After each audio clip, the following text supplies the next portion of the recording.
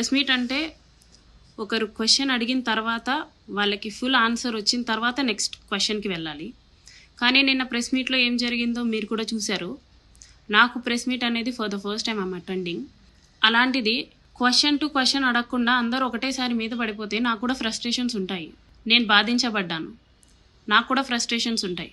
నేను ఫ్రస్ట్రేట్ అవ్వడంలో తప్పు ఉందని చెప్పేసి నేను అనుకోవట్లేదు. ఎవరి లైఫ్ మీద అయినా సరే కామెడీ చేసినా, జోకులు వేసినా సరే, ఐ లవ్ యూ అంటే మీనింగ్ ఏంటి అనేసి అడిగినా సరే, ఎవరికైనా సరే రావాల్సిన ఫ్రస్ట్రేషన్ వస్తుంది. అది హ్యూమన్ ఎమోషన్. ప్లస్ 25 crores గురించి మాట్లాడుకుందాం. నేను ఎవరిని 25 crores అడగలేదు, అడగను కూడా. ఆ వాయిస్ రికార్డ్ నాది కాదు.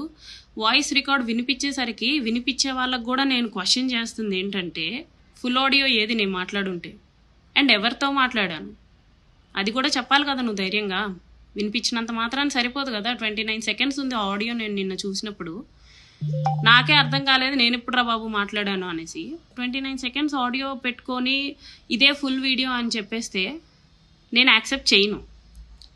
ఆ ఆడియోలో ఏముంది, నేను ఇలా అడిగానండి అనేసి ఎవరికో చెప్పటం ఉంది. నేను ఎవరిని అడిగాను? ఆ ఫుల్ ఆడియో ఏది నేను మాట్లాడుంటే ఆ ఫుల్ ఆడియో పెట్టాలి కదా. నేను పెడుతున్నాను కదా, తాతంశెట్టి నాగేంద్ర గారు ఇలా మాట్లాడారండి శ్రీధర్ గురించి అనేసి. మీరు కూడా ఫుల్ ఆడియో రిలీజ్ చేయాల్సింది, నాట్ జస్ట్ 29 seconds. అది నా వాయిసే కాదు. మీరు ఇప్పుడు టాలీ చేసుకోండి, విమర్శకులు ఎవరైతే విమర్శిస్తున్నారో మీరు ఇప్పుడు నా వాయిస్ని టాలీ చేసుకోండి. 1కి 10 సార్లు విమర్శించే వాళ్ళు చెక్ చేసుకొని మాట్లాడండి. అండ్ ఇంకోటి, జర్నలిజం చేసేవాళ్ళు ఎథిక్స్తో కానీ, ప్రొఫెషనల్ ఎథిక్స్ కానీ, హ్యుమానిటీ కానీ ఉంటే అలా టీజ్ చెయ్యరు, అలా కామెడీ చెయ్యరు.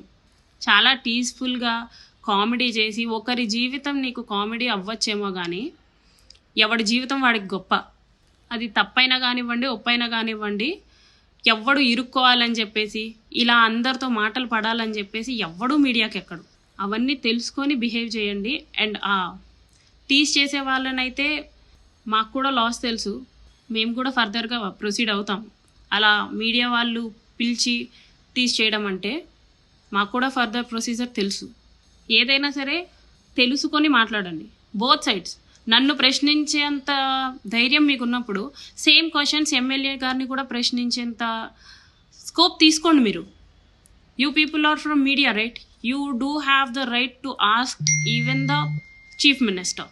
సో నన్ను అడిగే ధైర్యం చేసిన వాళ్ళు సేమ్ క్వశ్చన్స్ ఎమ్మెల్యే గారిని కూడా అడగండి. అసలు ఇది నిజమా కాదా అని అయినా అడగండి, చెప్తారు కదా. కమిటీస్ కూడా వేశారు కదా, తెలుస్తాయండి నిజానిజాలు. ఊరికే మనుషుల జీవితాల్ని కామెడీగా చేయకండి. చరిత్ర సృష్టించినోడు ఇప్పుడు ఆ చరిత్రని తిరగరాయబోతున్నాడు. అబద్ధాల గోడల్ని బద్దలు కొట్టి నిజాలను రాగా మీ ముందుంచబోతున్నాడు. నిజమైన వార్తల కోసం వెంటనే డౌన్లోడ్ చేసుకోండి రా యాప్ని.